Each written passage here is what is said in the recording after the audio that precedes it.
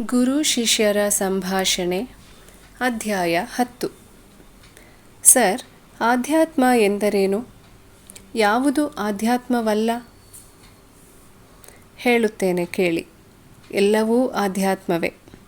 Sir, ನನಗರ್ಥವಾಗುತ್ತಿಲ್ಲ. ವಿವರಿಸಲು ಪ್ರಯತ್ನಿಸುತ್ತೇನೆ.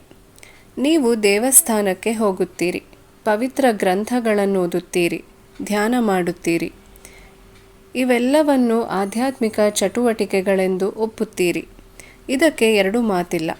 ಆದರೆ ಆಫೀಸಿಗೆ ಹೋಗುವುದು, ಬಟ್ಟೆ ಒಗೆಯುವುದು, ಪತ್ರ ಬರೆಯುವುದು ಇವೆಲ್ಲವೂ ಆಧ್ಯಾತ್ಮಿಕ ಚಟುವಟಿಕೆಗಳೇ. ಅದು ಹೇಗೆ?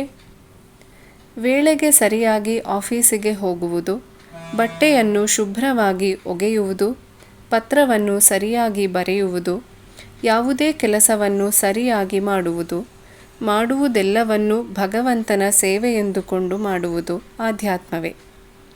ದೇವಸ್ಥಾನಕ್ಕೆ ಹೋಗುವವನು ವಂಚಕನೂ ಆಗಿರಬಹುದು.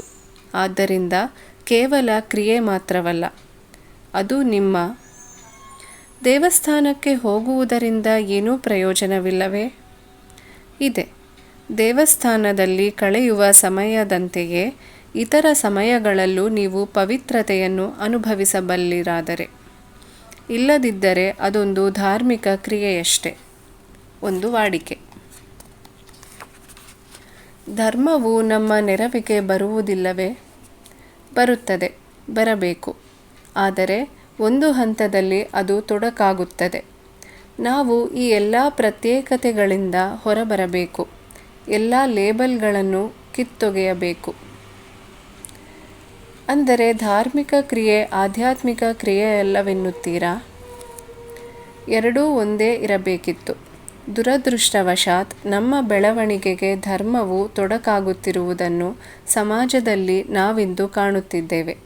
ಅಂತಹ ಅಡೆತಡೆಗಳಿಲ್ಲದ ಆಧ್ಯಾತ್ಮಿಕತೆ ನಮ್ಮ ಬೆಳವಣಿಗೆಗೆ ಸಹಾಯಕ.